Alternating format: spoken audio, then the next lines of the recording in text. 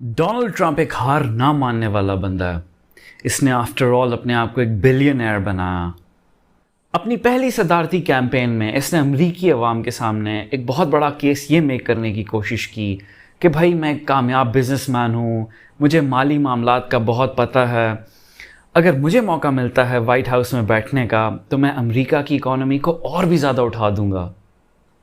وہ علیحدہ بات ہے کہ یہ خوش نصیب تھا کہ یہ سونے کا چمچ لے کے پیدا ہوا. اس کا باپ نیو یارک کا بہت بڑا بزنس ٹائکون تھا جس نے اس کو تقریباً $400 ملین دیے تاکہ یہ خود پرست اقتدار کا لالچی جانور اپنا بزنس شروع کر سکے اور اپنے آپ کو پیروں پہ کھڑا کر سکے. لیکن صدر بننے کے بعد اس کی دولت $1 ارب سے گھٹ گئی. یہ 300 پوائنٹس گر گیا فوربس بلینئر رینکنگ میں.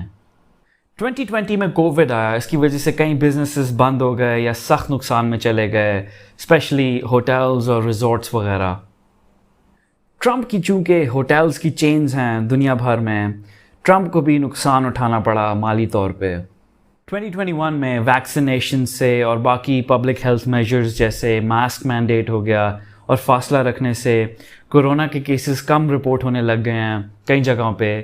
اس کا زور کچھ ایریاز میں ٹوٹ رہا ہے, یعنی مارکیٹ دوبارہ اٹھ رہی ہے اور اس چیز کا فائدہ ٹرمپ اٹھانا چاہ رہا ہے. کہتے ہیں ٹرمپ فیس کر رہا ہے $1 ارب سے بھی زیادہ کا قرضہ. اس کا ارادہ یہ ہے کہ یہ اپنا واشنگٹن ڈی سی میں موجود لگژری ہوٹل بیچ دے. 2 سال پہلے یہ انٹرنیشنل ہوٹل ڈی سی میں واشنگٹن ڈی سی میں ایک تاریخی لینڈ مارک کے طور پہ کھڑا تھا. ایک شاہانہ لائف سٹائل, ایک دولت مند زندگی کے سمبل کے طور پہ یہ لگژری ہوٹل ویو کیا جاتا تھا. اس کو سب سے اعلیٰ ایوارڈ فوربس 5 اسٹار ایوارڈ ملا. لیکن ٹرمپ برانڈ بڑی بری طرح متاثر ہوا اس جوکر کی سیاست کی وجہ سے. کئی لبرل اور انٹرنیشنل کلائنٹس, کمپنیز وغیرہ اب تیار نہیں ہیں کہ وہ کمرے بک کریں یا تقریبات منعقد کریں اس کے ہوٹلز میں.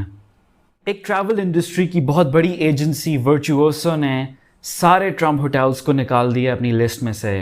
یعنی جتنے بھی بڑے امیر لوگ کسی بڑے امیروں والے ہوٹل یا ریزورٹس ڈھونڈنے کے لیے جب وہ نکلیں گے تو یہ ٹریول ایجنسی انہیں ٹرمپ ہوٹلز کی طرف نہیں لے کے جائے گی.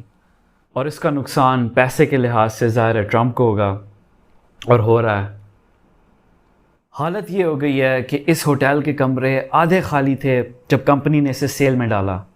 ایک خبر یہ بھی آ رہی ہے کہ ڈی سی میں ایک قانونی تفتیشی ٹیم بنائی گئی ہے جو یہ فیصلہ کرے گی کہ سابق صدر اور اس کی کمپنی کے باقی ایگزیکٹوز کو مالی بے ضابطگیوں کے الزام میں ذمہ دار ٹھہرایا جائے یا نہیں.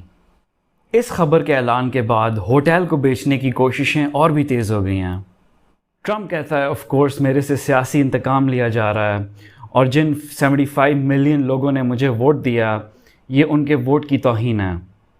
لگتا یہ ہے کہ اس گیم شو ہوسٹ پریزیڈنٹ کے باقی بزنسز کا بھی وہی انجام ہوگا جو اس کے سیاسی بزنس کا ہوا.